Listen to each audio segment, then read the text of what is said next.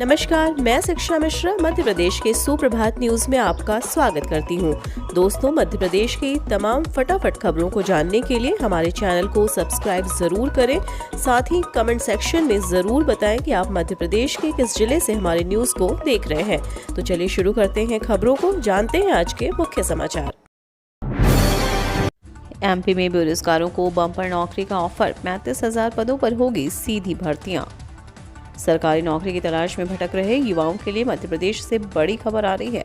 मध्य प्रदेश में साल 2024 के मई-जून तक सरकारी विभागों में खाली सभी पद भर दिए जाएंगे। इस साल के विधानसभा चुनाव के बाद 6 माह के भीतर यह भर्ती शुरू हो जाएगी। मध्य प्रदेश के सभी सरकारी दफ्तरों में करीब 1 लाख पद खाली हैं। अब कमलनाथ ने विवेकानंद जयंती पर इससे जुड़ा बड़ा ऐलान किया है। पूर्व मुख्यमंत्री कमलनाथ ने सोशल मीडिया प्लेटफॉर्म ट्वीट पर लिखा है कि राष्ट्रीय युवा दिवस के अवसर पर मध्य प्रदेश के नौजवान साथियों को आश्वस्त करना चाहता हूं कि कांग्रेस की सरकार बनने पर सरकारी रिक्त पदों पर युवाओं की सीधी भर्ती प्रारंभ कर 6 माह में पद भरेंगे। भर्ती परीक्षाओं के घोटाले पर अंकुश लगाएंगे और युवाओं की भर्ती की नई व्यवस्था बनाएंगे।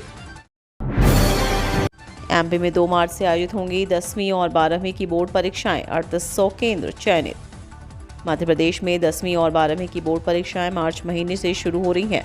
माध्यमिक शिक्षा मंडल द्वारा बोर्ड परीक्षाओं की शुरुआत के लिए 1 और 2 मार्च निर्धारित किए गए हैं। मध्य प्रदेश में यह परीक्षाएं 3,800 केंद्रों पर आयोजित की जाएंगी, जबकि भोपाल जिले के 104 केंद्रों पर परीक्षाएं आयोजित होंगी। मध्य प्रदेश माध्यमिक शिक्षा मंडल के अनुसार 10वीं 12वीं की बोर्ड परीक्षाओं में 20 लाख से अधिक विद्यार्थी शामिल होंगे। इस बार दोनों ही परीक्षाओं के लिए ऑब्जर्वर टीम के पुलिस के रिटायर अफसरों को शामिल किया जाएगा। साथ ही दोनों ही परीक्षाओं में नकल रोकने के लिए गणित, अंग्रेजी, फिजिक्स, केमिस्ट्री के पेपर में वीडियोग्राफी भी कराई जाएगी।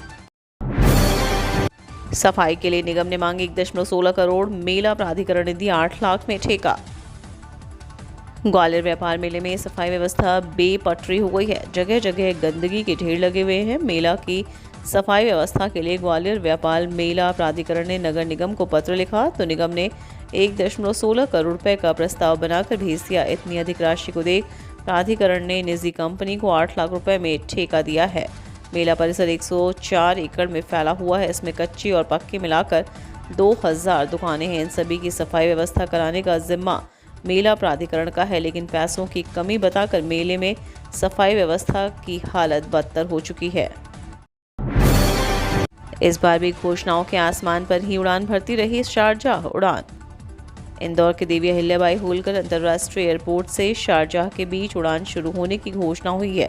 एक बार फिर से केंद्रीय नागरिक उड्डयन मंत्री ज्योतिरादित्य सिंधिया ने घोषणा की है कि अप्रैल से यह उड़ान शुरू हो जाएगी, लेकिन ट्रैवल एजेंट्स का कहना है कि इस बार यह उड़ान की घोषणा तक ही सीमित नहीं रह जाए। पहले भी कई बार इस संबंध में घोषणा हो चुकी है, लेकिन उड़ान शुरू नहीं हो पाई थी। हालांकि अगर इस बार यह उड़ान शुरू हो जाती है तो यात्रियों को काफ़ी फायदा हो जाएगा। ग्लोबल इन्वेस्टर समिट के दौरान केंद्रीय मंत्री सिंधिया ने अप्रैल से सप्ताह में 2 दिन उड़ान शुरू करने की घोषणा की है। हालांकि उसमें यह नहीं कहा कि कौन सी एयरलाइंस इसका संचालन करेगी। केंद्रीय मंत्री नितिन गडकरी को जान से मारने की धमकी। केंद्रीय मंत्री नितिन गडकरी को जान से मारने की धमकी मिली है। शनिवार सुबह से उन्हें 3 बार धमकी भरे फोन आ चुके हैं। इसकी शिकायत नागपुर पुलिस को कर दी गई है। इस मामले की पुष्टि पुलिस और उनके कार्यालय द्वारा की गई है। जानकारी के मुताबिक नितिन गडकरी के नागपुर स्थित कार्यालय में लैंडलाइन फ़ोन पर आए हैं।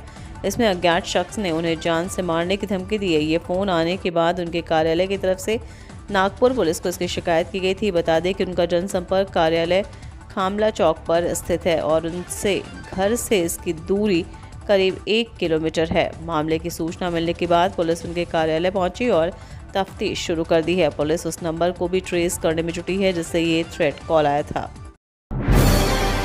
सेना और पैरामिलिट्री की कैंटीनों को शराब सप्लाई की अब ऑनलाइन होगी निगरानी। मध्य प्रदेश में सेना एवं पैरामिलिट्री की कैंटीनों को शराब सप्लाई की अब आबकारी विभाग ऑनलाइन निगरानी करेगा। इसके लिए विभाग ने अपने ई आबकारी पोर्टल पर CST पैरामिलिट्री मॉड्यूल लाइव कर दिया है।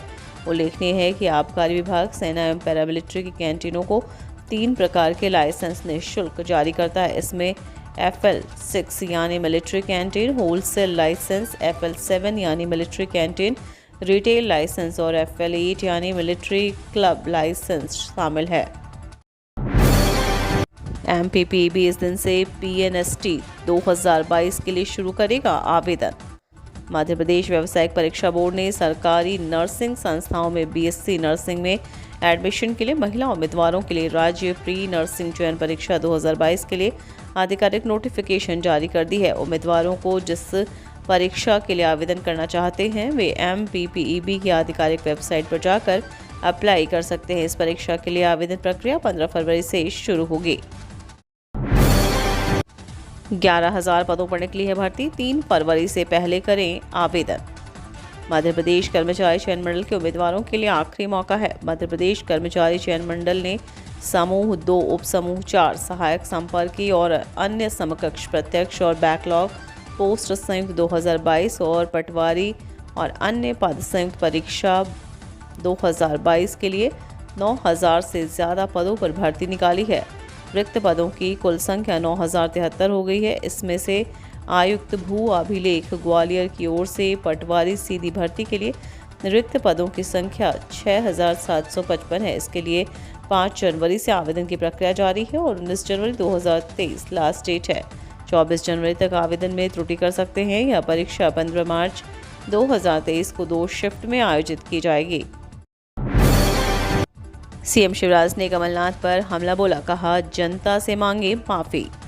सीएम शिवराज सिंह चौहान ने शनिवार को बड़वानी जिले में भारतीय जनता पार्टी द्वारा आयोजित विशाल जनसभा को संबोधित किया और यहां उन्होंने कमलनाथ पर जमकर हमला बोला और उन्होंने कहा कि आपको जनता से हाथ जोड़कर माफ़ी मांगनी चाहिए। उन्होंने कहा कि जब 1.5 साल कांग्रेसियों की सरकार रही तो हाथ पर हाथ रखे बैठे रहे और अब हाथ जोड़ रहे हैं। कमलनाथ जी माफ़ी मांगिए उन किसानों से जिन्हें कर्ज माफ़ी के नाम पर डिफाल्टर बना दिया। यहाँ बीजेपी प्रदेशाध्यक्ष विष्णुदत्त शर्मा भी मौजूद थे।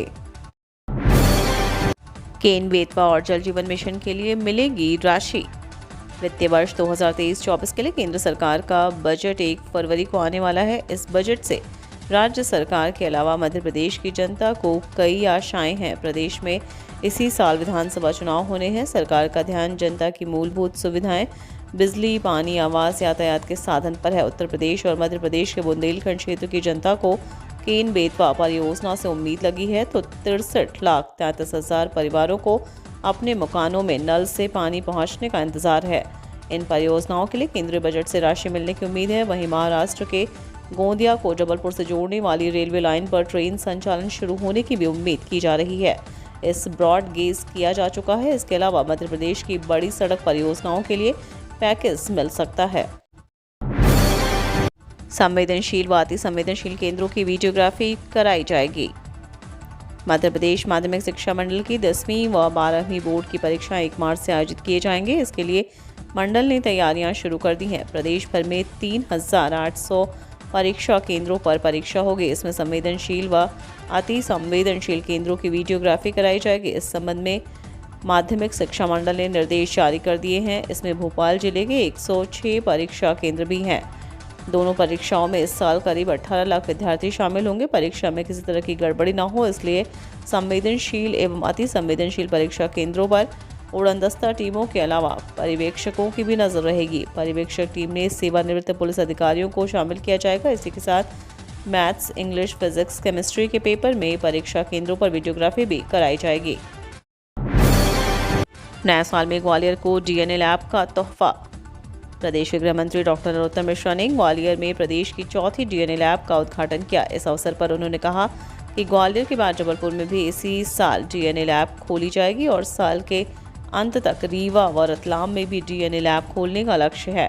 ग्वालियर की लैब के बारे में बताते हुए डॉक्टर मिश्रा ने कहा कि यहाँ साल भर में 1200 डीएनए प्रकरणों की जाँच की जा सकेगी।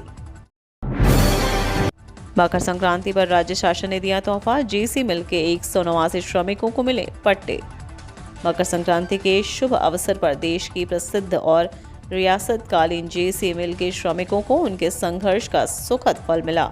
शनिवार को प्रदेश के ऊर्जा मंत्री प्रद्युम्न सिंह तोमर ने जेसी मिल के 189 परिवारों को पट्टे वितरित किए। ऊर्जा मंत्री प्रद्युम्न सिंह तोमर ने जेसी मिल श्रमिकों को कम्युनिटी हॉल कांची मिल में आयोजित कार्यक्रम में पट्टे वितरित करते हुए कहा कि यह एक ऐतिहासिक उपलब्धि है कि लंबे समय तक अपने अधिकारों के लिए संघर्षरत रहे हमारे जैसे श्रमिक परिवारों को अब उनका हक मिलने जा रहा है। यह सब आप सबके कारण ही संभव हो पा रहा है।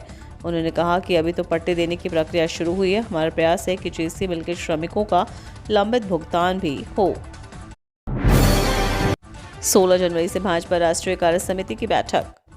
दिल्ली में 16 और 17 जनवरी को भाजपा की राष्ट्रीय कार्य समिति की बैठक मध्य प्रदेश में इसी वर्ष होने वाले विधानसभा चुनाव की दृष्टि से बेहद महत्वपूर्ण है।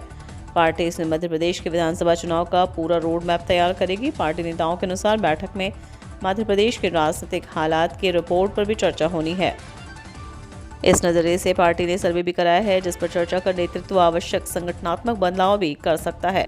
मध्य प्रदेश को लेकर पार्टी के इस सर्वे की रिपोर्ट चिंताजनक आई है। इसमें आदिवासी और अनुसूचित जाति वर्ग के बीच पार्टी की स्थिति कमजोर बताई गई है। जुलाई अगस्त में हुए नगरीय निकाय चुनाव में स्थितियां अच्छी नहीं रही थीं। ग्वालियर, मुरैना, सिंगरौली और कटनी जैसे नगर निगम चुनाव में दिग्गज नेताओं के बावजूद पार्टी को महापौर के पद पर पराजय मिले। इससे निपटने के लिए संगठन में किस तरह की कसावट लानी है।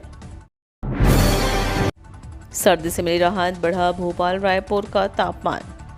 मध्य प्रदेश में 2 दिन से ठंड से कुछ राहत मिली है। वहीं छत्तीसगढ़ में भी तापमान में बढ़ोतरी हुई है। एमपी में न्यूनतम तापमान 5 से 7 डिग्री ऊपर उठकर 12 डिग्री पर आ गया है। वहीं सीजी में भी पारा में बढ़ोतरी हुई है। हालांकि ये राहत ज़्यादा दिनों तक नहीं रहने वाली है। मौसम विभाग की माने तो संक्रांति के जाते ही एक बार फिर मौसम का मिजाज बदलेगा और ठंड अपना कहर बरपाएगी।